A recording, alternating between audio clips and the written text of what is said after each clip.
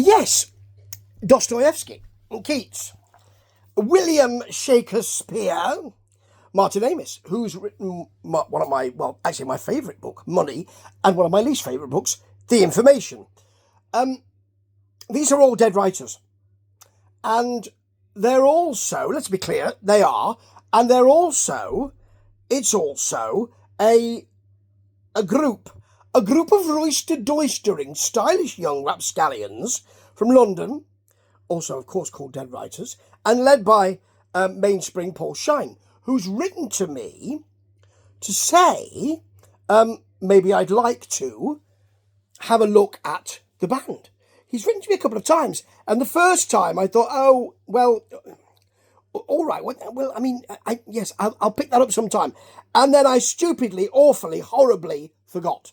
And I suppose I'm some kind of wheel, or maybe just a cog. I think they call me that. I think it's cog, they say.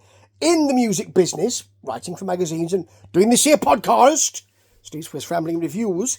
And although they will have something a little longer to show us, he's very interested in getting my thoughts on the new track and vid AO, Meet the Shadow.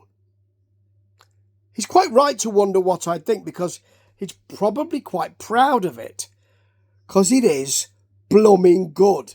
Right, the video itself is really stylish by not being that stylish. Well, no, it is.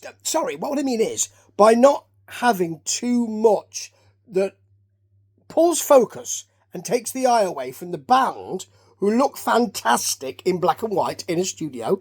There is a kind of dancer type with, disembodied head and then dancing around a little. But mainly, it is Mr. Sheen who has a real... I mean, people say that he's got a bit of Ian Anderson going on, the cult stuff. He looks a bit like, and sounds a bit like, and acts a bit like Brian Molko, in my view.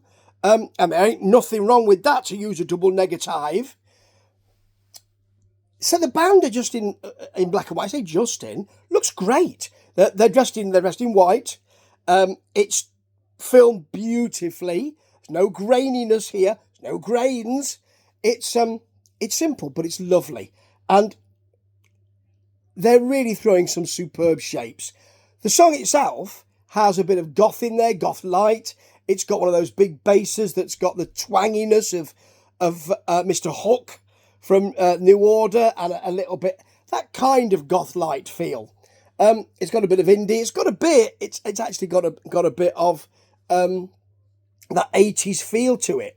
And I suppose that is,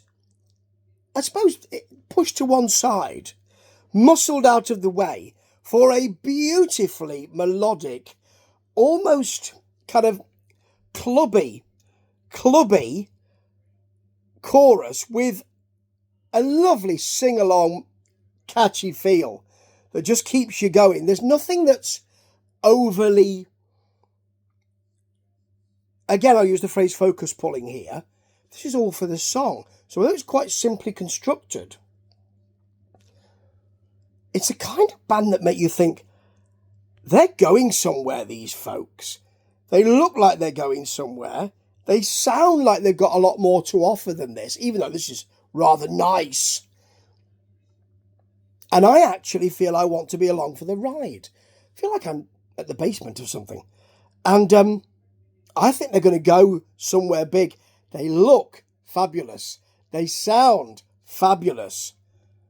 I suspect they are fabulous. So, Dead Writers, keep that in here, because it's going to be something that's going to be on the tip of this before long. Mark my words. Ta-ta.